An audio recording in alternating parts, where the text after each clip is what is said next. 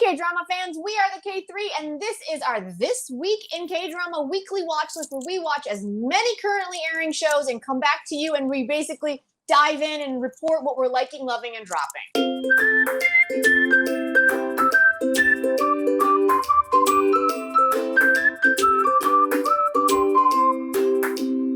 Welcome. If you are new to our channel, you have found the most fun K-drama hangout on YouTube. And we talk about a lot of shows, so if you don't want to be spoiled, you can scroll through the chapters, you can check them out below, and we also have timestamps below. Down below. So, as we get started every week, always get started with Monday, Tuesday. Let's get started. Marisa, do you like Brahms episodes 11 and 12?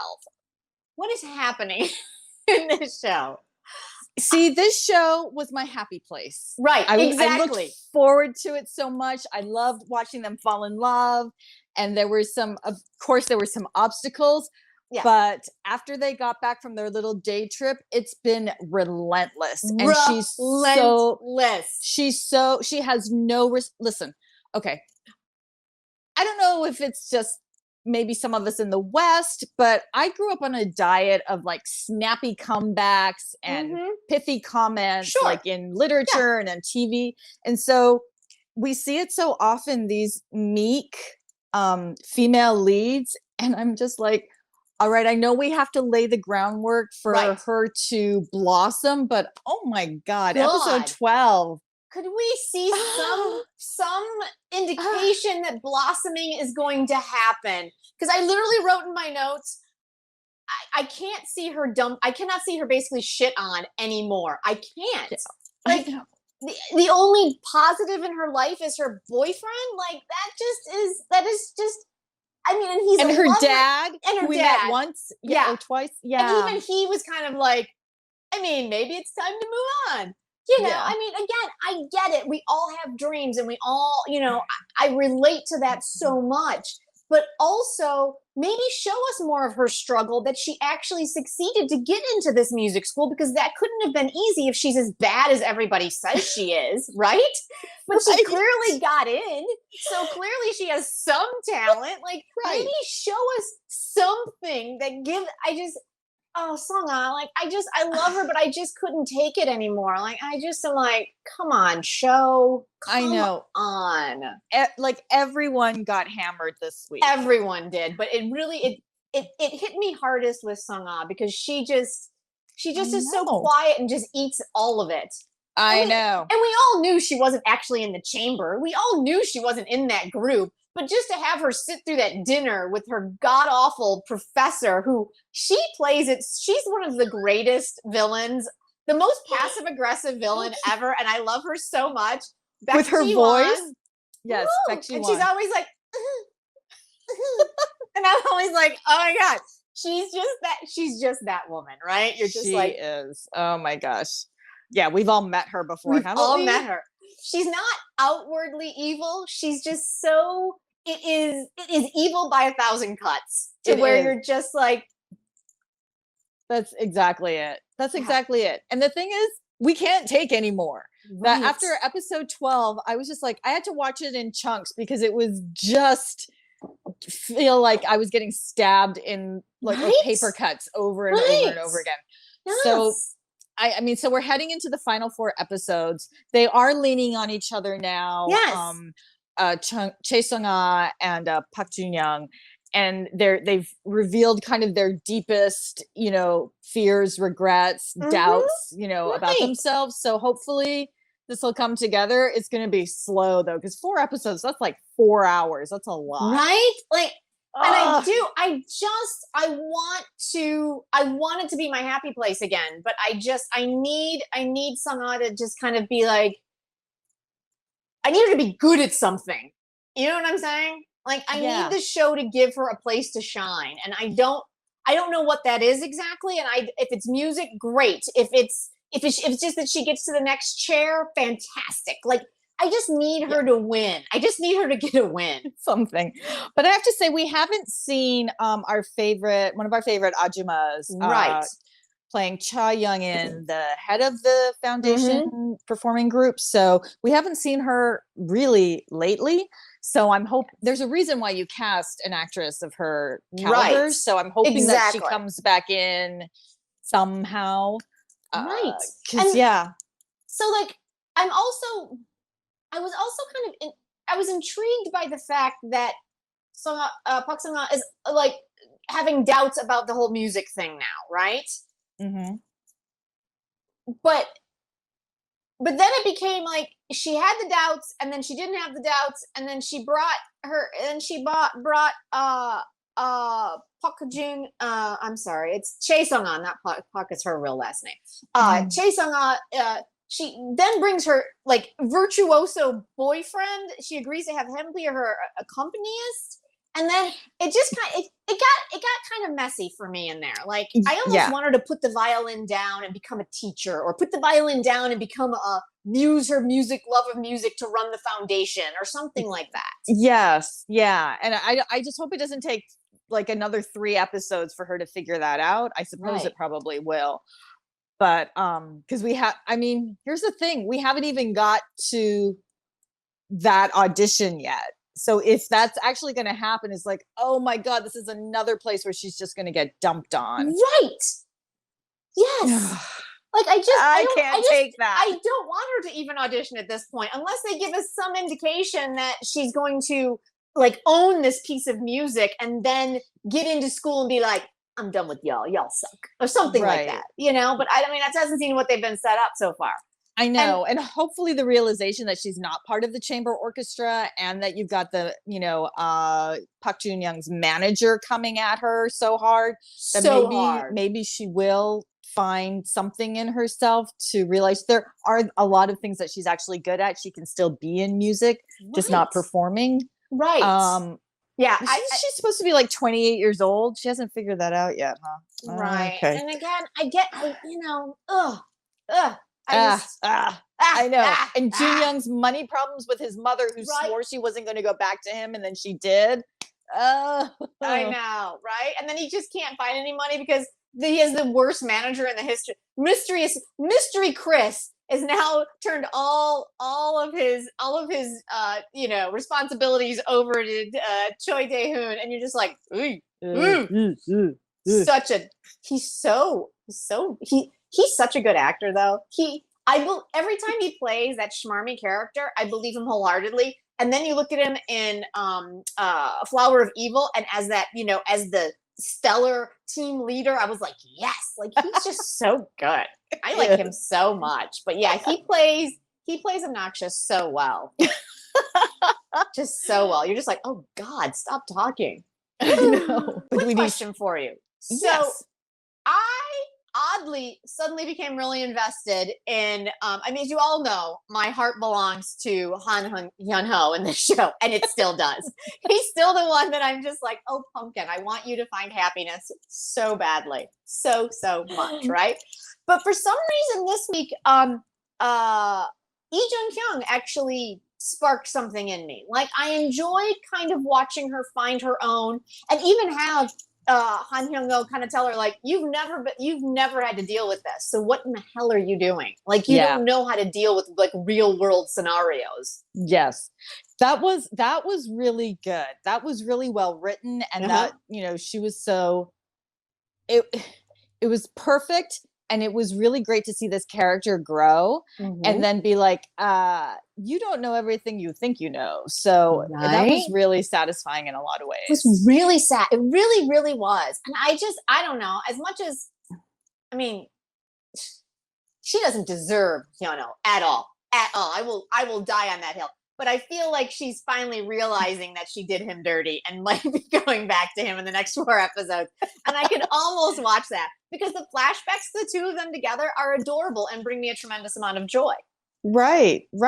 So, which makes me wonder what's going to happen with our other couple, Yoon Dong-yoon and Kang Min-sung. Yeah. Who she totally regrets that, you know, the person that she really lost was Chae Sung-ah. Oh, right. That was a beautiful scene. At first I was like, I'm not sure I'm ready for this scene, because I thought it was just gonna be one of those over the top, you know, moments. And then it became that. And I was like, oh. Yeah. You lost your bestie. right? Over a So, I boy. mean, over a boy. Oh God. Oh God. Yeah. Never good. But No. here's my you know that a woman wrote this only because then the boy was like, I wish I feel bad if only for that. No guy on the planet says that. I know. We want them to say We that. want that. They don't say that. No, not at all. Not even a little. Not even a little. That's hilarious. Yeah. So heading into the final 4 episodes, we're coming into the station. Come on, show. Come on. This is one of those shows that is teetering on not sticking the landing, right? Like wheels falling off the cart in the next 4 episodes. Please no. Right? Please no. Because we loved it so much. Yeah. Like watching it implode is just not going to be. I'm going to be really unhappy. Yeah. Because it was so sweet. Okay. Yeah. All right. Do you like Brahms episodes 11 and 12? Bring it home. Next up, Zombie Detective, episodes 9 through 12 or 5 and 6, depending on where you're watching it.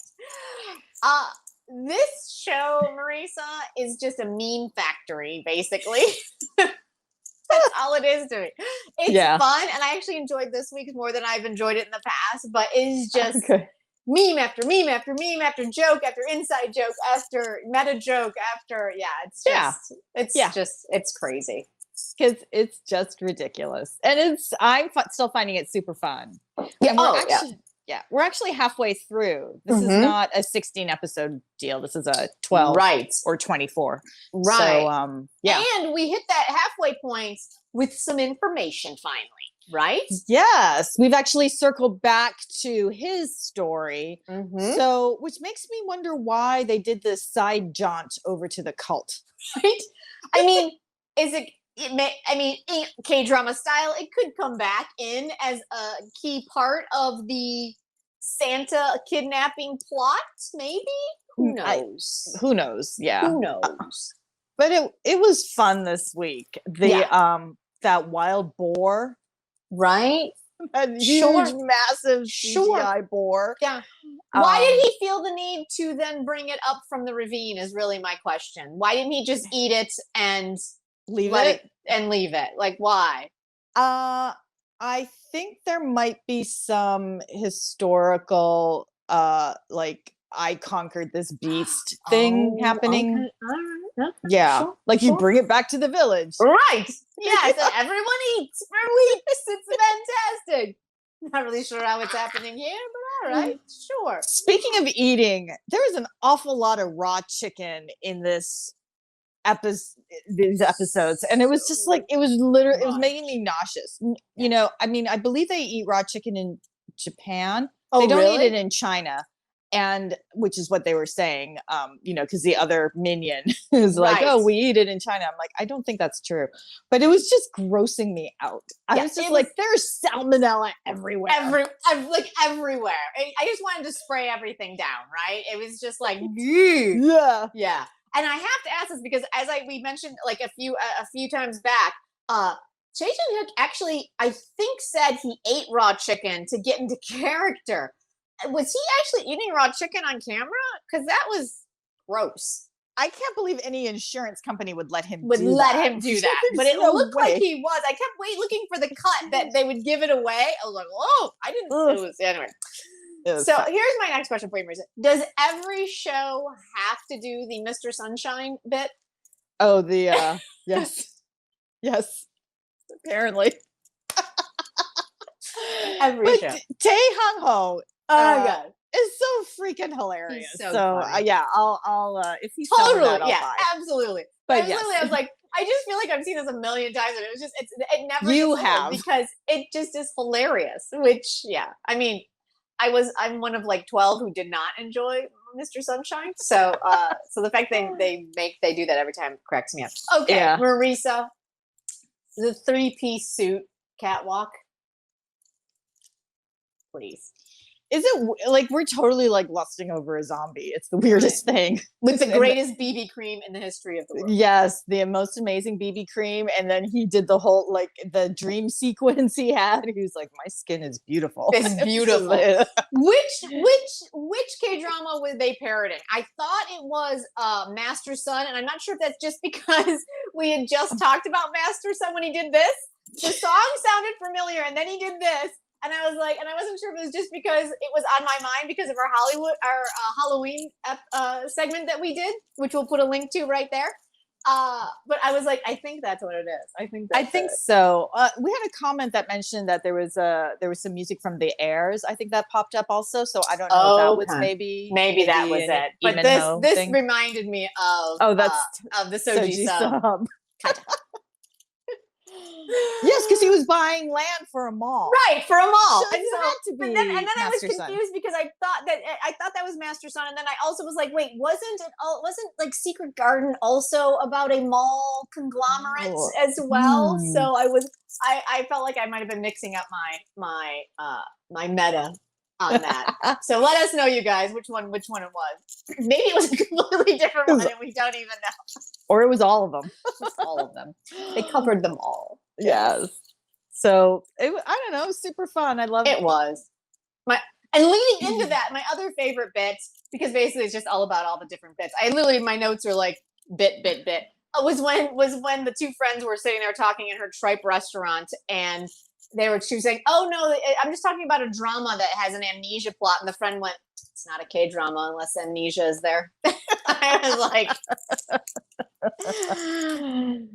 of course. So Zombie Detective heading into the final half. I mean, you're kind of a fun ride. You actually have finally turned the corner, and maybe it's just become an easy one to watch now. I don't have to think too hard. All right, and our first premiere of a week full of premieres was My Dangerous Wife, episodes 1 and 2 over on MBN, which seems to be one of those outlier channels that we don't get very often, but you can check it out on demand Korea, which was super cool, right?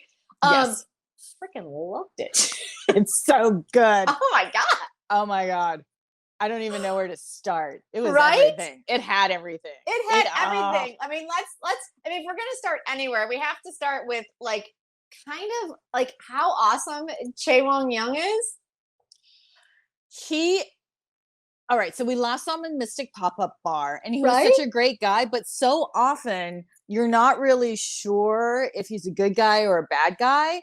And in this, he's all of that. He's sometimes the one you're rooting for, and sometimes the one you're like, you tried to poison your wife.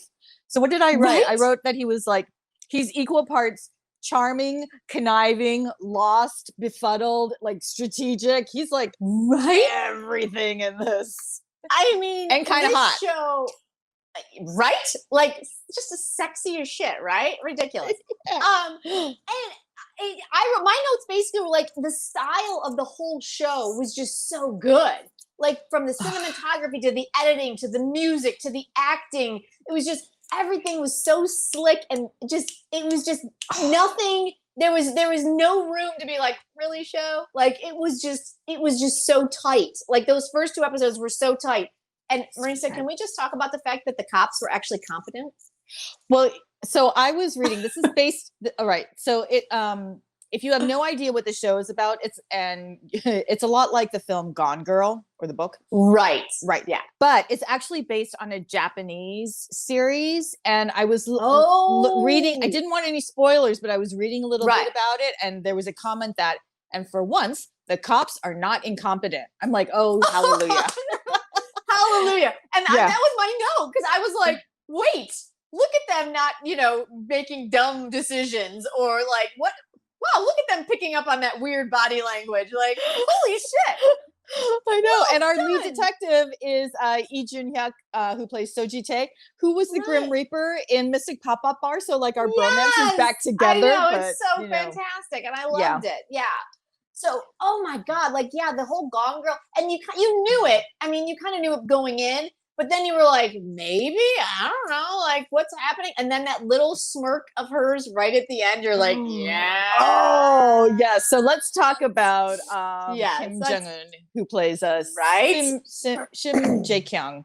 the wife who was kidnapped. Oh, this is gonna get so freaking juicy. I can't wait. Like the perfect wife, the influencer, but is she? Is she? Like, yeah, it was, those 2 episodes were so freaking good. Like, Yeah.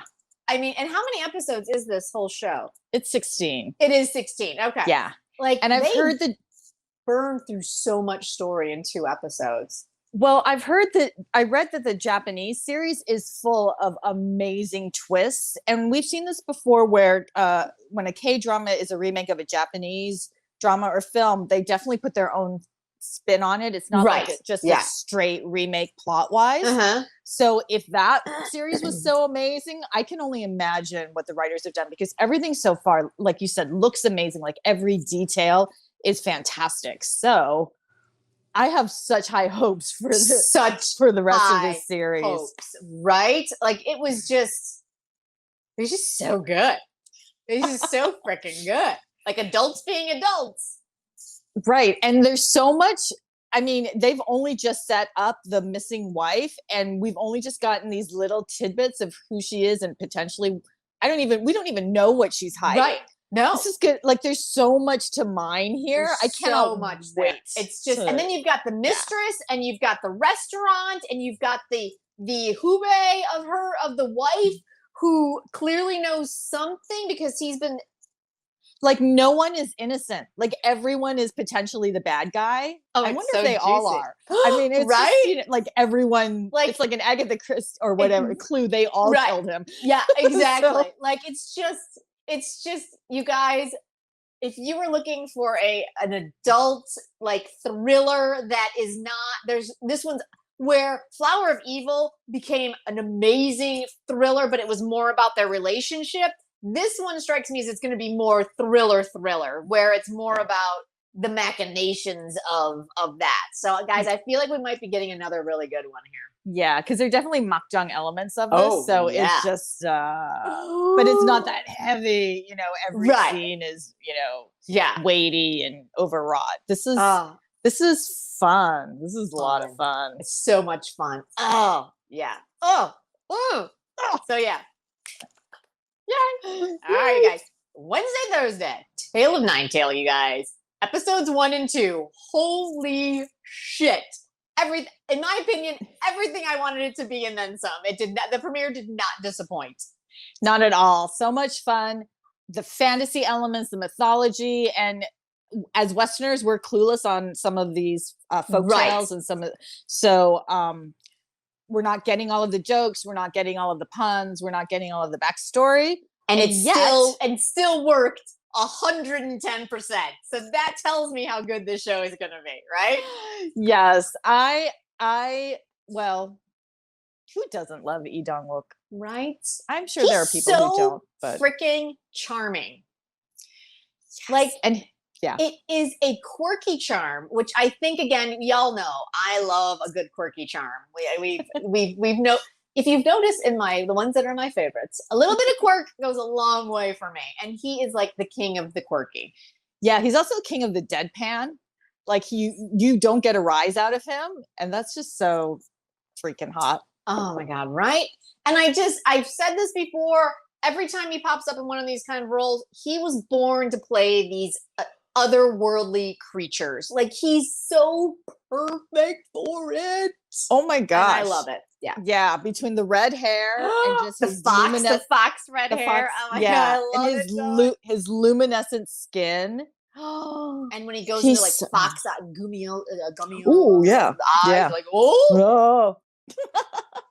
But I love that how it was just structured in the sense that you got this present day story, and then you in episode 2, that's when you went back to the mythology, and that was just so beautiful. Because I think I think Hwayugi was probably the last show I saw that was something like this, or maybe what was the fairy one with our mom? Fairy Woodcutter. Yeah, yeah, but probably this is a little more similar, maybe budget wise, also to Hwayugi, which started with the fantasy mythology elements. But I Right. really liked how this started in the present day, and you got to meet Joe Boa's character, but as a kid, and it was set up that way, and I really like that. And then you went into the mythology, and by that time, you were totally invested in them. Right? Yeah, and I do. I love the fact that even Joe Boa's character, while had that ridiculously tragic backstory, still like used it to focus what she was doing in life. And I know there was just something about it that didn't like destroy her. Like there's something about her character that I'm really liking, like the spunk and the grit of it all. Yes. And I like that she's a pretty competent grown up. You know, a lot of Yeah. times, like in Zombie Detective, you got Right. it's similar journalist, but she's just flailing around. This is like Right. the grown up version, I guess. Of that, You know what? that- Absolutely. I do. I like the fact that she like knows her shit. She knows she knows her shit. And she does a good job with it, and people respect that. Like, yeah. you know, and so I'm really digging that. So Yeah. there was Which just brings us to the Yes. island, that mysterious island. that island is a hot mess. I know. What Mark, I happened was on talking. this island? Well, Marco had a good theory, which is that they're all dead. I hadn't considered that. I think that might be he's Interesting. onto something there. Yeah. Possibly, but wouldn't our little wood fairy have figured? Would the wood fairy have known that? I don't know. Like they're all possessed. I don't know. Possibly. She's kind of got her own Sure. thing going on. No, I mean that's a good theory. I mean, you know, we all love good theories. I mean, even if they make no sense, we're all in it. We love a good one. Like, yeah. but yeah, no, and we found that she had a grid on her skin that keeps her little what did he call it? The marble that he gave her. Oh yeah, the marble. Yeah, I forget what he called it. The bead. That's what it was. Yeah, his bead. Yeah, to mark her. And so that's so you know. I mean, we all knew it was going to be her. We just had to figure out how. My question is: have they been hiding her from him for hundreds of years? Right. And because at the end of episode two, who was she? Right. Oh, what was that? I don't know. What was that? Yeah. Was it actually his? I don't know. His brother or the other fox? I don't know. Right. That's the brother, Kim Bum, playing Irang. That is such an amazing dynamic between these two actors, like literally going for each other's throats. Right. Love that. It was great so fight good. scenes. Holy oh my god, cow. It was fantastic. Like even that scene with Namjia. Like I love the fact that she was like, "I have what you want." Like she knew she was bringing something into her house, and it was like, yeah, like I love it. And then she had a hidden camera, and basically was like, done. Yeah. So yeah, I was all in on this one for sure. Yeah, it was. It was probably my favorite premiere of all of them. I mean, I enjoyed all the other ones, but just from a pure like. There were a lot this week. It was a lot this week, and they were all pretty freaking good. Yeah, like, there weren't a lot that didn't make it for us. With so many new shows, this is definitely one that's at the top of our list of likes for all of the shows we're watching right now. Absolutely. All right, you guys. Yet another premiere that we had that was also super fun was Private Lives. I love this show so much. Yeah. Okay, talk to me because I enjoyed it, but I wanted basically where we got to the end to be like the end of episode 1. Oh, really? Where we got to at the end of episode 2, I wanted to be the end of episode 1. Oh, because I was like, oh, I'm enjoying these capers and we're going to be, all of these swindler type things. Right. And then I'm like, that they focus so much on Soyeon, on her character, June. I did like that. I did like that. That this was her story and her growth and the people in her life and her got that moment where she broke down on the bed. I was just like, oh, this is really good. Yeah. So I don't know if we're now going to pivot and it's going to be Go Kyung-pyo's story, who plays Lee Jung-won. Is that really his name? Who knows? Whoa. Nobody knows. Nobody knows yet. So, but I really love that it was focused on her and her wackadoo family.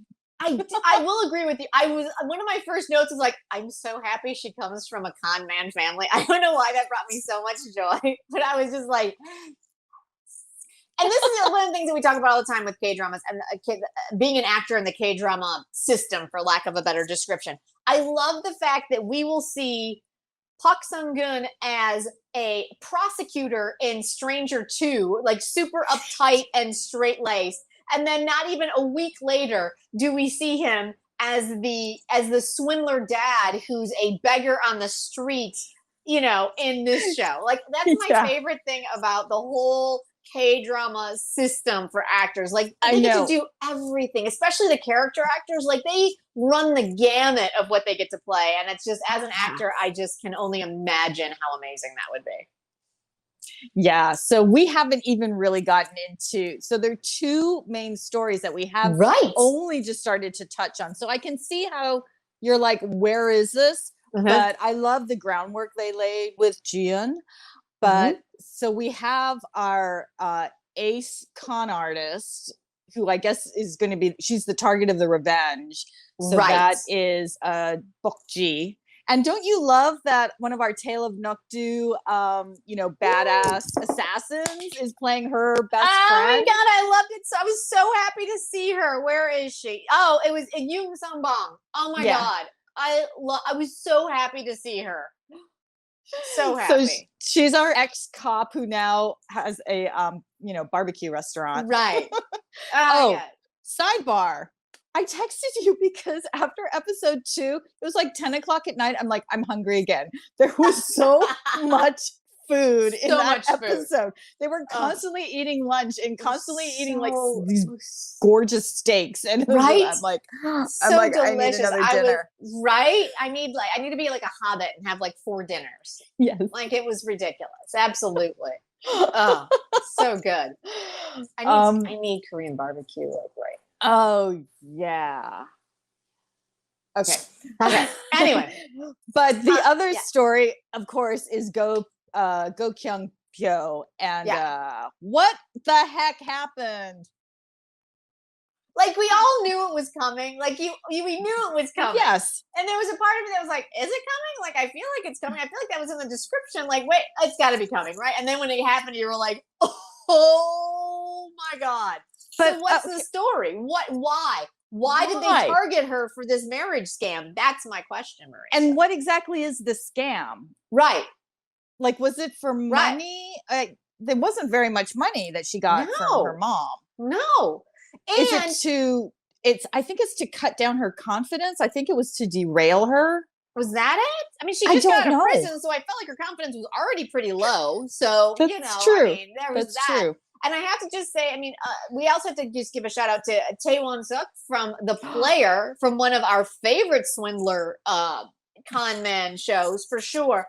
I like him. I really do enjoy him so much as an actor. And so I'm wondering if he was in on it.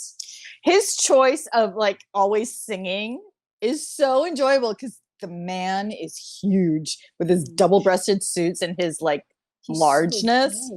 So he just looks like he could like snap your neck with his pinky finger. He could just like walk, like basically just go through a wall. Like, if we were casting the Avengers, he would be who the Hulk would be. Like, he would be my choice for the Hulk, for sure. If we were doing a Korean Avengers, he would be my Hulk.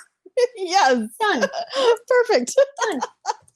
Oh, so maybe he had him come in to like, oh, interesting. I think that's maybe why I wanted, like, when episode 2 ended, I was like, oh, I gotta wait a week. Oh man. And that's why I was like, I just wanted this. And not to mention, I also like to see Go Kyung Pyo being more of a slick badass than that kind of, like nerdy, mild, insecure business guy, like a little insecure and like, I'm gonna propose and do a magic trick and blah blah blah. You're just like, oh God, dude, like really? Like, I wanted him to see. I was ready to see him be a little bit more slick, and so I was hoping we get at least a vision of that before the end of episode 2, but we did not. Yeah, no, I'm definitely looking forward to the snappy, sexy version of him. Friday, Saturday, Sunday. Missing the Other Side, 9 and 10, the penultimate episodes. Oh boy, Marisa. I love that I show. need the final 2 episodes. I need the final 2 episodes. It's like so it's badly. time to wrap up all of these mysteries. Right? But they're so well done. It They're is, so yeah. well done, right? Are you still I mean, I loved this show. Like it just our poor little I just basically what it boils down to at the end of 9 and 10, I just need someone to get a happy ending. And that's the question I have every week. I don't know how this is going to end for So Yeon Right. Soo's character, Right. and her, her heartbroken cop boyfriend. Oh, he was so. Juno. Oh God, it's so sad. So sad. It's so sad. And when they were sitting there together, but not together, in that beautiful field of wildflowers, I love how they just randomly end up on this hillside. Right. I will find you. Done. That was heartbreaking. It was heartbreaking. And then when he went back into the was it her apartment or was it the art gallery? And he just broke down. Oh, I know. What are you gonna do? Your fiance's dead. Dead. I think the only. I mean, does he? I mean, maybe the ending that would make me happy is he finally can see her before she transitions. Before they pull, maybe that's his happy ending. I don't know, but she's not coming back. Nope. They're gonna find her body soon in the water. So I don't know. So yeah, I mean, it was just heartbreaking. And then we found out that the daughter Jang Pang Suk's daughter's DNA, not her DNA, but this random one-off bad guy who's been the serial killer. His DNA was on her backpack, so that's also tragic. Like, what's gonna happen there? And you're just like, is no one getting a happy ending at the end of this? Like, yeah, because if her body hasn't been found, she should be in that village. She should be in that, right? Yeah. So, is she, like you said a few weeks ago? Is she Yona?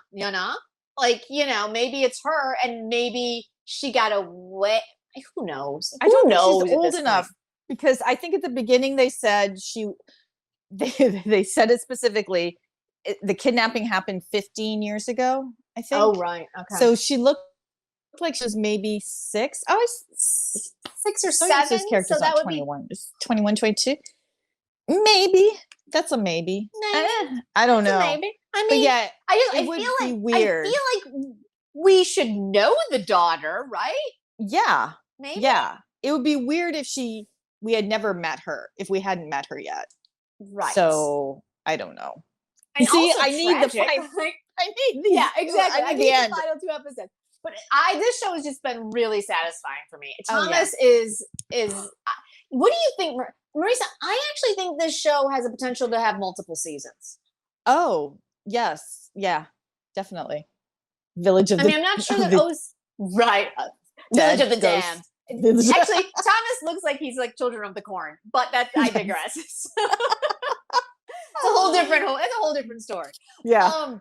But it seems like they're kind of setting it up somehow a little bit because a lot of these people are, unfound. They're still missing. Yeah. So there definitely has potential for that. A lot of story that you could mine from that, right? Oh yeah. Yeah. Because this has been a really enjoyable ride. So enjoyable. Yeah.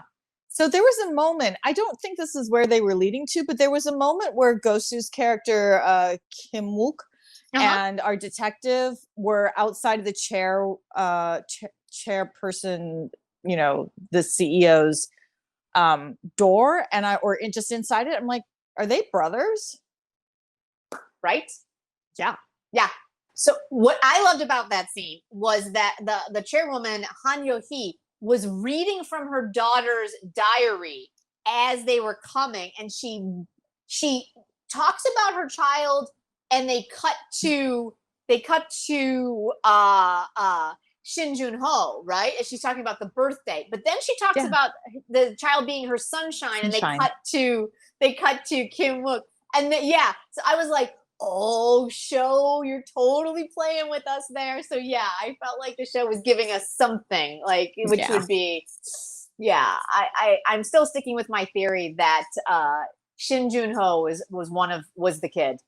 Yeah, oh yeah, I think so. Well, they've got this diary. Are they gonna read it at some point? Yeah, exactly. Like maybe look at the dates. Like I don't know. Big clues here. Yeah, super big clues. Anyway, I feel like there's a lot still on the table heading into the final 2 episodes. Yes. So, but I've loved this show. This has been just a really, really enjoyable show for me. So yeah, I'm all in. I'm all in as it wraps up. So far, it looks like it's going to stick the landing. So fingers crossed.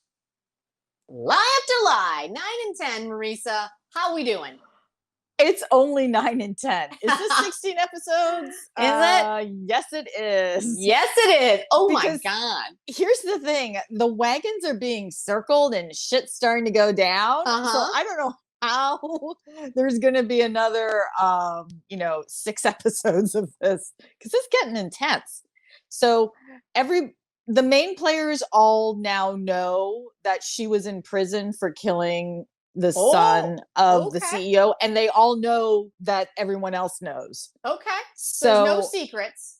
Yes. The secrets are being held from the daughter and from our journalist parents, who now are like, he's dating someone. We have to meet her. So, I don't know where we're going to go from here, because it seems to me that this usually happens around episode 14, but here we are at 10. Right. So some other big shit's probably going to happen. Right. Okay. I don't know.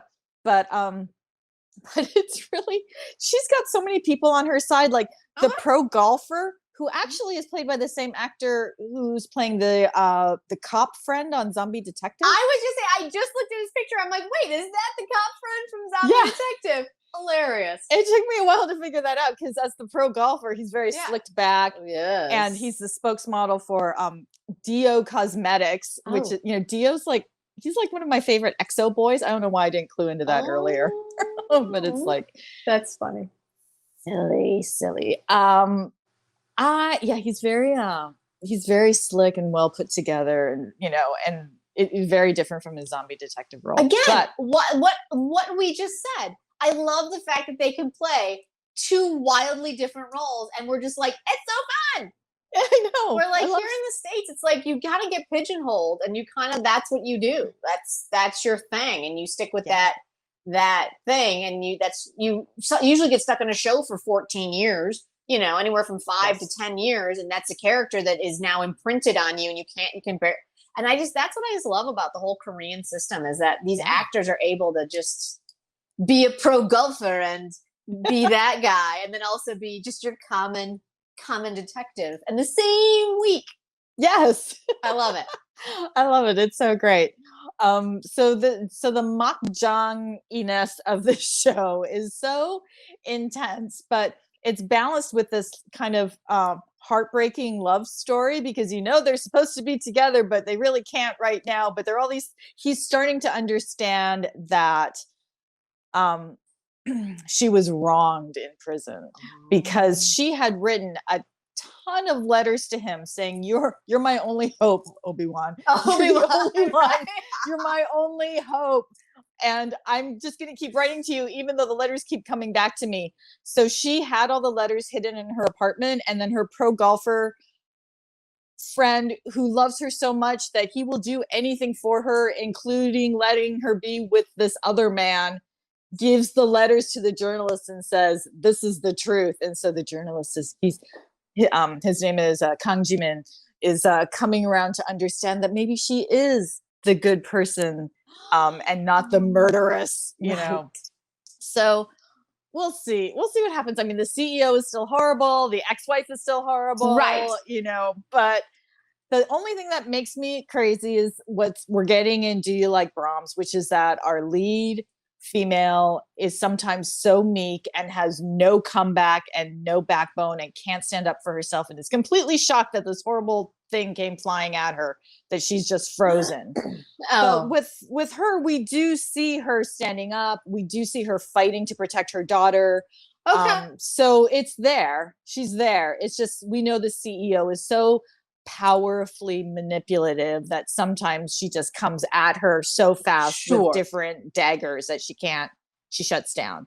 So that's my only little quibble. But again, this is episode 10 and she will rise. You have plenty of time. Yeah. Plenty of time to see some changes. Yeah. Yeah. So it's still soapy goodness. Nice. Love it. And finally, Stranger 2, episode 15 and 16, the finale, everybody. Oh my God. So freaking good.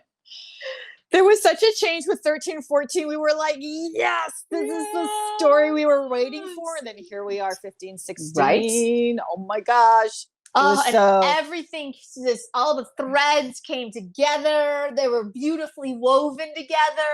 Like threads from like episode 1 tied off. Like, it was beautiful. It's freaking beautiful. Yeah. And there was no, like, everything made sense. Like all of the characters made sense. Like Chebit, all of the decisions she made, right? They were all totally in line with the character we saw. Absolutely. And same with Chief Wu. Right? Chief Wu. Chief Wu. He just got in deep. Yes. Deep. And he just kept going deeper. It was bad. I literally wrote in my notes, I'm like, whoo boy. Uchiha is screwed. Because it was just once you've got Huang Shimok on your case, there's no getting out. There's none. It's not happening. No. He is, because he's a pit bull, man. It's not. That's right. Once he takes a bite, that's not. Yeah, you're done. Yeah, and it would never occur to a character like Chief Wu to think that there was someone with integrity who actually, is there to serve the law instead of his sunbays or his whoever graduated ahead of him in every class in law school. It's like, hey. How he tried to guilt our girl Chebit into, I'm like, I know you felt like she was your only friend, but that's because you made bad choices. Exactly. So we've got a mirror here of like two cop, prosecutor pairs. Right. And one set does the wrong thing and the other one does the right thing. Right? Yeah. Shimok and Detective Han. Oh, and how amazing was that scene with Shimok and Chebit when he was basically like, you need to basically throw yourself on your sword because you're going to ruin Han Yo-jin's career. And she's like, why would I do that? And he's like, because you're going to get busted anyway. It was so amazing. I love that scene so much. It was so fantastic. And then she went and did it. I was like, yes! Because, oh my God, our girl Bayduna, Han Yo-jin's face when she realized that her mentor was in on all of it. Yeah. Oh, crushing. Because these two, as women in the police force, they were as contentious as their relationship was at the beginning. It's like you knew they had this respect for each other. Right. Yeah. And that was why those two other police officers in that office were always giving Bayduna such a hard time because that is the culture. That is what they had to live with all the time. And how beautiful was it when Bayduna was like crying in the office after being like basically bullied by the guys, but she stood up for herself, which was great, but then had her own moment. And then her old team called and invited her to dinner. She was like, you're inviting me? I was like, I love her so much. I know. I was like, she can't go back to them though. No. And then the greatest cameo. So amazing. Kim Won-hee coming in out of nowhere with his nice guy demeanor. You were like, she's gonna be fine. She's gonna be fine. He's like, I heard a lot of good things about you. Yes. Yeah. It was so amazing. Freaking loved it. Kim Won-hee for the win. Freaking loved it for the win. Yeah, this show, I mean, again, we said it like week after week. The first 12 episodes, we were like, what is happening? Kind of challenging. Challenging. Very talky. Yeah. But I mean, lots of names getting thrown out. I was like, wait, what? Who? Right? But man, it all made sense. Episodes 13 through 16. And I could not recommend it enough because all of us, like everybody on Twitter, even in our comment section, we were all been talking about how we're like, yeah, I was pretty much like watching it just because I love the characters, but the story made no sense. But then after episode 16, we're all like, when is season 3? when is it happening? Like we're, now suddenly can't believe we have to live without it. So I well know. done, show. Well done.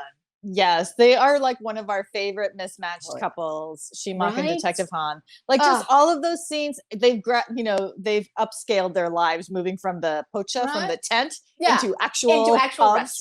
Yes, which is lovely.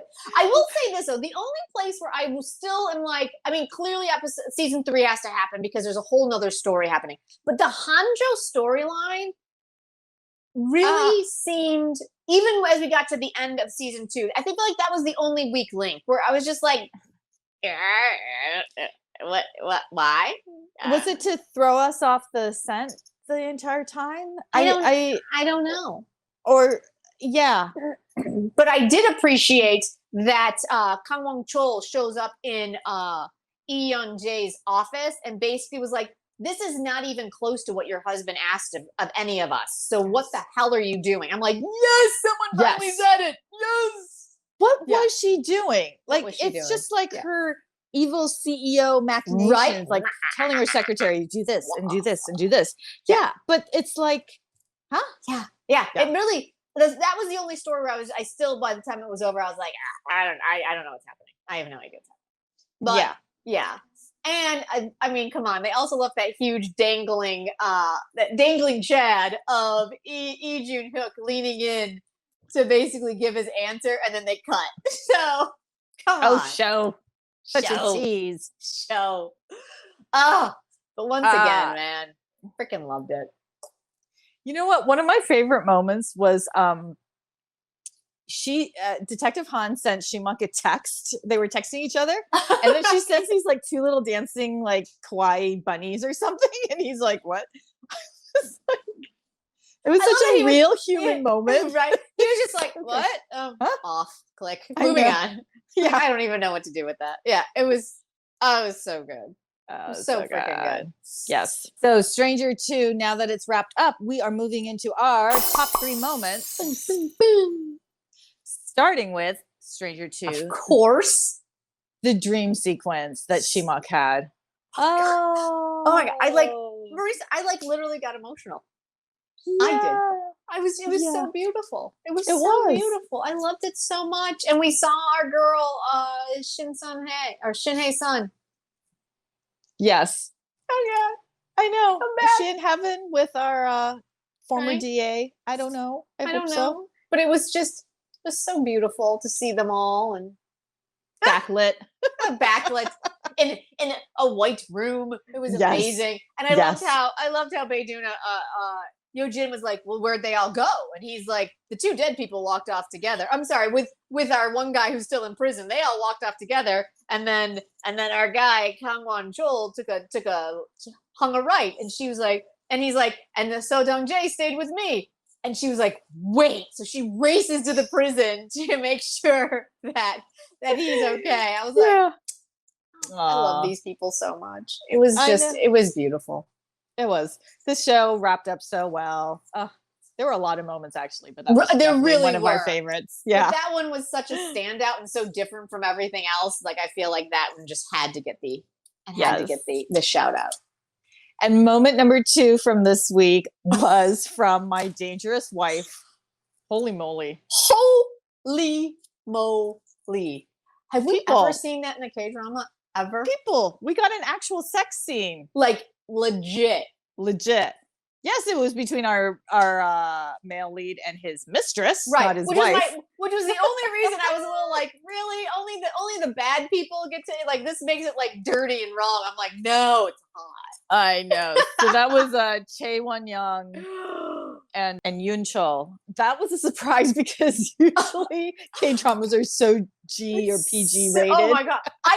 Marisa, literally, this was me. It happened and I was like, where's my phone? Like, I have to text Marisa. Like, what? Wait, notes? No, not notes. Like, I was completely like flummoxed because I was like, what am I seeing on my screen? Like, what is happening right now? I know. I was really into it. Yeah, it was really good. Chae Won-young, we are seeing you in a whole new light. Right? I loved it. I loved it a lot. Like, this show, I'm hoping, is going to break a lot of, like, barriers of the K-drama. I'm not saying in every K-drama has to be a huge, has to be overtly sexual, but I like that adults doing adult things are adulting. And that is, I hate when like you have a 40-year-old woman who's like suddenly virginal and like barely knows how to, take action with anything. You're just like, what is happening right now? Yes. Oh, so this was a lovely revelation. It was. And then our third top moment of the week is from Tale of the Nine Tail. Yeah. There was this moment where Lee Dong-wook as our Gumeo was sitting on a park bench talking to this kid, and it was just so, how do we describe it? Just so like, matter of fact. It was just so, it was, you had mentioned it earlier. It was perfection for the Lee Dong-wook deadpan. Because the little kid is just, hey, I want to be your friend. Let's hang out. You're super cool. And he's like, no. I'm a Gumeo. I'm waiting for my first love. Like, it was just so hilarious. Do you need a friend? I want to be your friend. No, you'll die. Oh, okay. Like, it was just, freaking loved it. It was. That was so, and it's so indicative of this show. It's like, he is this mystical creature, like full on. And living in the real world. It's just, right. I don't know. It's so many things. It's so good. It really is. But yeah, that scene for me was just, I literally was just like, I love this kid. I love him. It was just, he wasn't scared at all. He was just like, hey. Oh man. It was great. This was a good week. Again, it was hard to figure out which our top 3 moments were going to be because there was so much good stuff. So many good moments. Whew. Well, okay, you guys. Well, that's it. We got through the weekly watch list. We are the KThree. I'm Jen. I'm Marisa, and you are part of this K-drama copy klatch. Yes. So please tell your friends because we have chapters below. You don't need to get spoiled. If you go away, come back, catch up with us. We're here for you. Be sure to subscribe. We have a big goal to get to 5,000 subscribers by the end of this year because 2020. But if you subscribe and hit the bell, then you'll be notified when our next K-drama video comes out. And K-drama, it's making us so happy right now. It's what we all need in our lives. And if you want to go ahead and check out, we actually did a Halloween video, you guys. If you're looking for something fun to binge in the Halloween season, we got our 6 favorite scary ones. So you can go ahead and check those out right here. And I'll just give you a little teaser. There's a little Lee Dong-wook in that list. That's right. So until next time. Bye. Bye.